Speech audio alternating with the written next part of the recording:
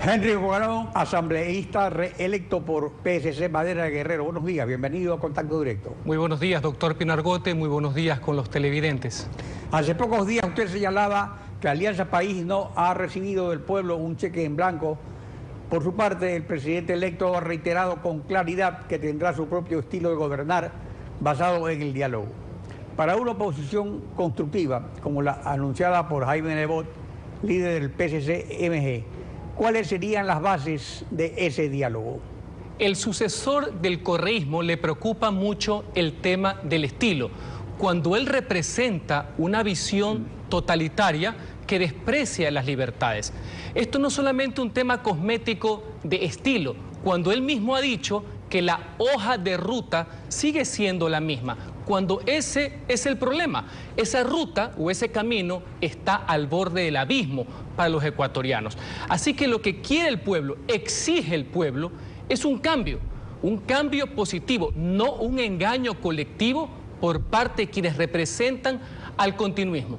La grave crisis económica y social que atraviesa el Ecuador, producto de un modelo estatista e intervencionista que cuando hubo lotería petrolera ya era inviable y ahora es insostenible, requiere mucho más que cambios cosméticos. Necesita una medicina que es desterrar el sectarismo para abrazar el pluralismo y un cambio a favor de la iniciativa privada, de la confianza y la seguridad jurídica y no mantenerse a punta de anestesia, que es decir, deuda más deuda y de clavarle impuestos a todo lo que se mueve. Si el gobierno nacional, el sucesor del correísmo, da muestras claras desde el primer día, porque aquí no hay tiempo de gracia para confirmar la desgracia, tendrá el apoyo de los ecuatorianos, pero si no, desde el primer momento, con la firmeza y el ahínco que nos caracteriza, merecerá el rechazo a cualquier ejecutoria que vulnere libertades y que conspire contra la prosperidad de los ecuatorianos. Respecto a lo que usted señala, para la base del diálogo que propone el Lenín Moreno, es importante el ambiente que el gobierno saliente le está dejando, con medidas de última hora, como la resolución del SRI, dando incentivos a la publicidad del dinero electrónico del Banco Central, y la decisión que debe tomar hoy la Asamblea sobre revocar 12 tratados de promoción recíproca de inversiones con nuestros principales socios comerciales. Decisión que la Asamblea ha tenido en lista de espera varios años. ¿Deberían el gobierno y la Asamblea, para crear ese ambiente, tomar una pausa sobre decisiones que ya le corresponden al nuevo presidente de la República? No solamente pausa, sino que se necesitan reglas claras y no devaneos sobre un tema tan importante como es la dolarización, que no solamente debe ser defendida, debe ser fortalecida porque esa es una gran causa nacional. En esa línea debemos tener claro que lo que se requiere es transparencia en el manejo económico, porque usted verá, estos días en la prensa nacional sale que el tema del manejo de la deuda, poco más del oscurantismo, y al mismo tiempo el manoseo de la reserva que se tiene, que se presume que está siendo utilizada por el Banco Central para hacer bicicleta con el mismo gobierno nacional. Eso no ayuda, eso no abona. Si usted eso le suma que lastimosamente los dogmas y las taras en materia económica que han tenido los representantes del gobierno dándole la espalda al sentido común, cuando confunden conceptos como el de regular por estrangular a la iniciativa privada. Los dirigistas creen que planificar es asfixiar a quienes generan empleo, bienestar y riqueza, que es la empresa privada. Si hubiera un cambio de esas condiciones, pese a los edictos que va a dejar el gran ausente, que tiene todo monitoreado, lastimosamente para el nuevo presidente, pudiera haber un respiro, que es lo que necesita el ciclo económico, los agentes privados, para ir a lo que nos interesa: fortalecer la dolarización, generación de empleo, principalmente, que es lo que más afecta a los pobres y a la clase media del país. Según lo que usted señala, el desplome petrolero le causa al Estado una pérdida de ingresos equivalente al 5% del PIB.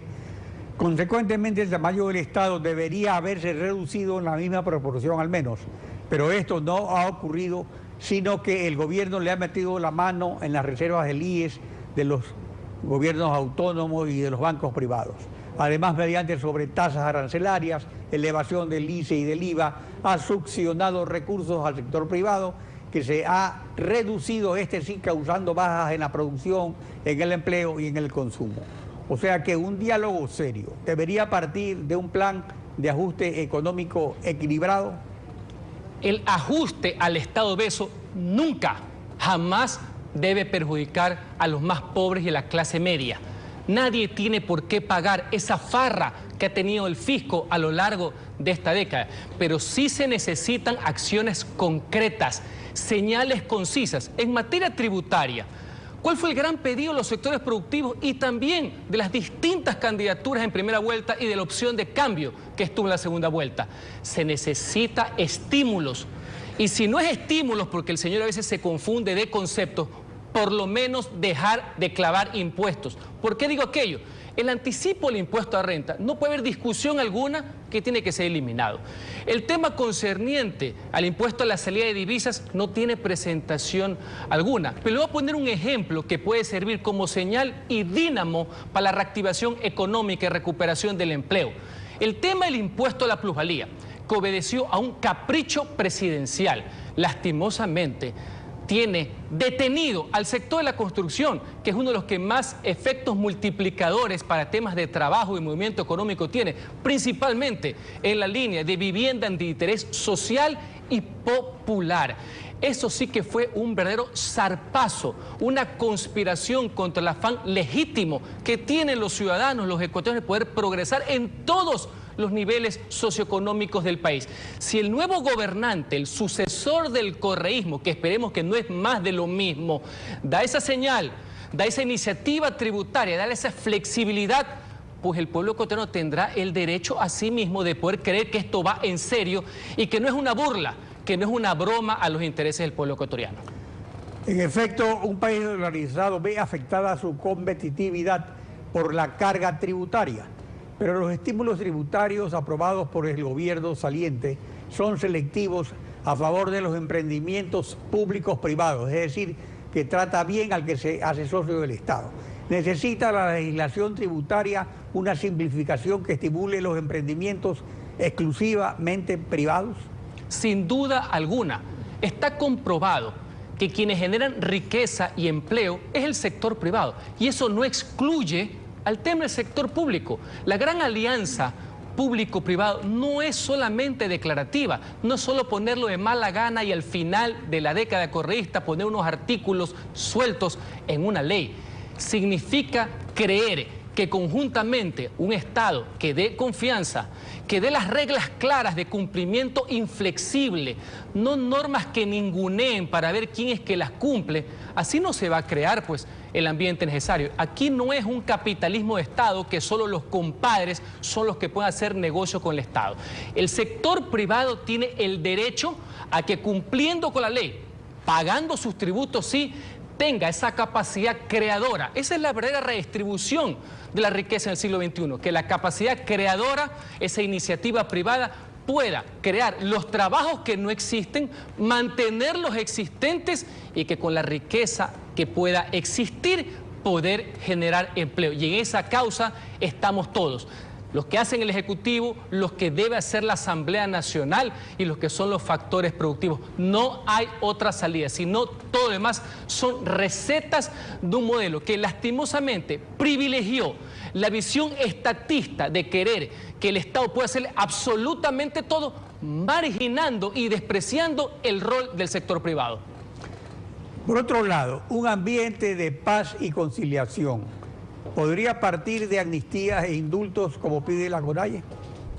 Debe partir por el respeto a la visión ajena. Debe partir por aprender a vivir lo que no ha sucedido en 10 años y quieren que suceda en 100 días. A un ambiente de tolerancia democrática, de respeto a los principios republicanos, de libertad y democráticos, que no lo ha hecho los antecesores del correísmo. Y tomando en cuenta que los que van a estar en el poder son los dos vicepresidentes de esta década. Le voy a poner un ejemplo, no solamente el que usted dice. Aquí basta de devaneos con el tema de la ley de comunicación, que aprovecho la oportunidad para una vez más reincidir en que ese es un vil instrumento de persecución por parte del poder político para cumplir los antojos de Carondelet. Desde el primer día del régimen se dijo que la prensa privada era la enemiga del gobierno. No cabe solo cambiar unas comas.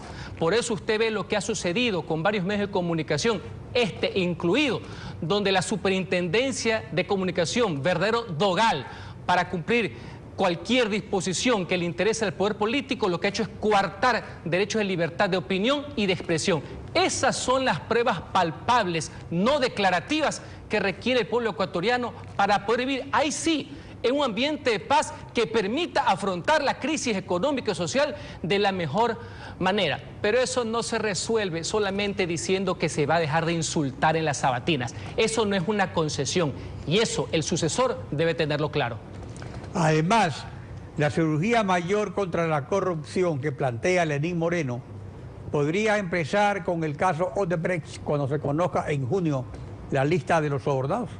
No solamente que debe iniciar por eso, que ese es un requerimiento y un mandato popular en vista de la transparencia, y él debe ser el más interesado en hacerlo porque ha sucedido durante este régimen del cual él ha sido parte, sino que el tema de la corrupción y la transparencia necesita que todos los actores sociales, políticos, institucionales y obviamente la sociedad civil tengan un firme compromiso. Y eso pasa porque la próxima Asamblea Nacional, la que en los próximos días va a asumir sus funciones, trate ejemplos y proyectos de ley como el que yo presenté el año pasado para fortalecer la labor de control político que tiene la Asamblea Nacional.